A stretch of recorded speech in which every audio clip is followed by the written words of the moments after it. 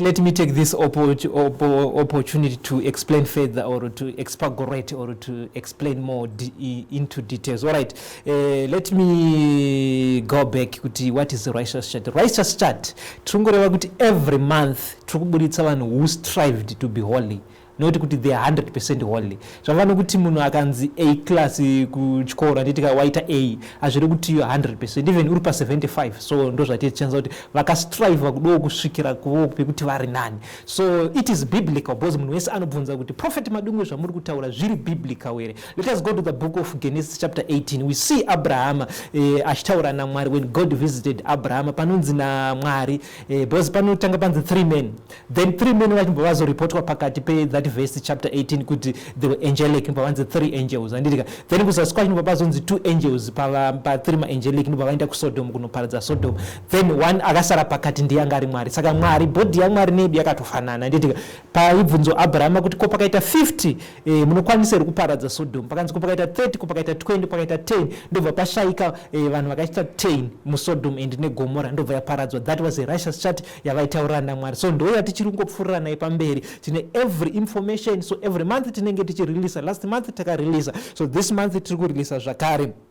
But let me explain kuti pano yama righteous chart tinopiwa by God. So zvakaita Moses akapiwa naMwari mutemo kuti enda unovapa this law. So Mwari vanondipa the message, then ndoona kuti like Moses aiuya iri padombo anditika otaura kuti ndo zvandanyorwa naMwari zvanditika yanyorwa padombo. Isusu takushandisa technology tinoita toisa pama Facebook tonyorwa pasi kana toita zvatinoita zvakangosiyana, but inenge yaita direct from God. It's not my message. So it was given by God when Prophet Madungwe was splitted into 2 and he went into heaven direct. So I was both heaven and earth. I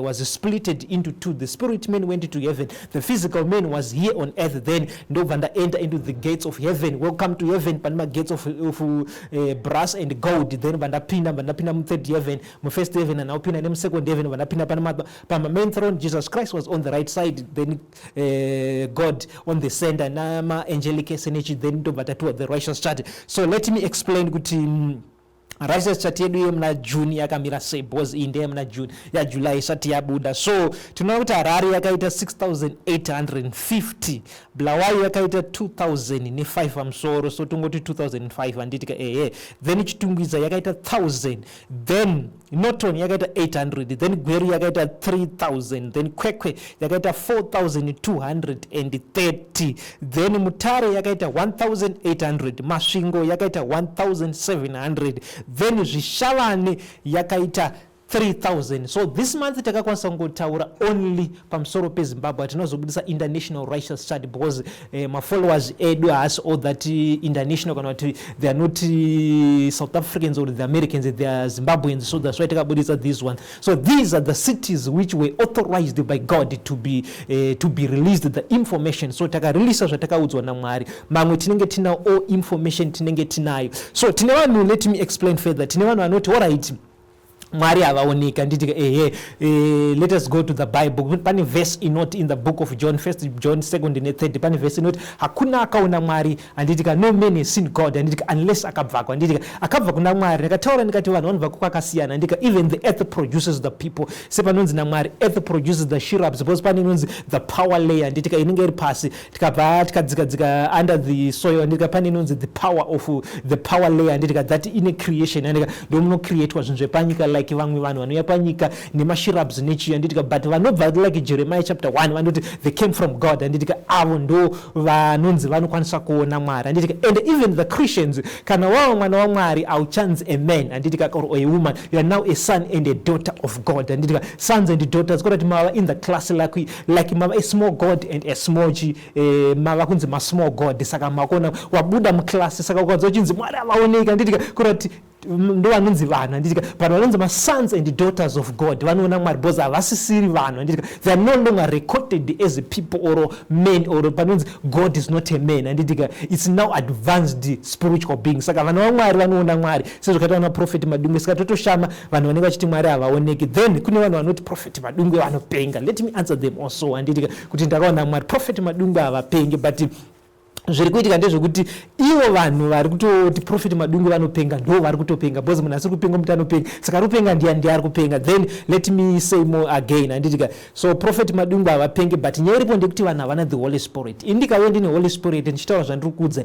iwe kana usina Mwari. So ukaona munhu ari kucriticize Prophet Madungwe automatically hana the Holy Spirit. Jesus Christ was led into the wilderness, that is Matthew chapter 4 anditika he was full of the Spirit anditika so tine ma levels of the Spirit andika kune vari full kune vari half kune vari empty kune vastorina so vari empty ndo vanoti Prophet Madungwe anopenga. So kanzomuna achiti Prophet Madungwe anopenga that is empty hana kana any spirit of God.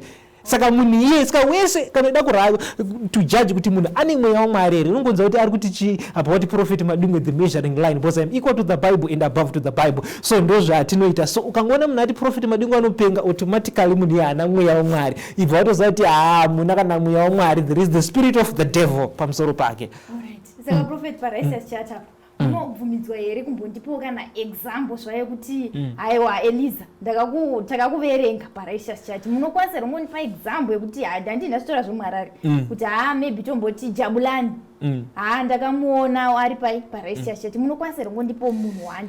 Alright, unfortunately Righteous Church tinongogumira pakutoreva the numbers. Hatizobvumidzi kudoma but kana tazoita authorized again because panobuda these messages let me explain anditika andizvaiona papa next time anditika last month anditika God was on earth visiting prophet anditika then this month I was in heaven anditika then next month God shall be here on earth anditika then next one inenge iri prophet vachienda that's the order anditika so pazvinoitika zvaitika the incident tinozopinda into the heavenly school anditika tochitanga kuudzwa kuti chii chinobvumidzwa to be authorized to be released anditika neinformation yekuti tinofanira kuzoipresenta sei to the people anditika titomboenda kuchikoro after tamita Mwari wacho after ndaenda kudenga anditika ndotomboenda futi mamwe madays anditoenda almost 5 days ndienda kudenga almost on daily basis anditika ndichinodzidziswa futi kuti how I should conduct this incident kuti tofa kuireport sei as a heavenly spokesperson anditika ndotombopinda futi mu heavenly school totombodzidziswa kuti zvali papa kuti heavenly chart inofa kubuda sei this month ufa kutaura sei ndakutombodzidziswa ndakagara anditika even the profile picture message yatinokupa takatapinda mu heavenly school todzidziswa futi hatimwete zvinotega anditika message yatokupa takatakagarira pasi yanzverewa yanzi iri authorized zvese zvandiri kutaura it's now like a delayed match kwatiri isusu tatoita meeting yacho tatoudzwa kuti unonowadza zvakati nezvakati kana kuti unoipresenta so anditika so it's a delayed match so this was authorized kuti we release the numbers only atizo release the details kuti ningi na ningi but katazoti authorized we shall notify the people.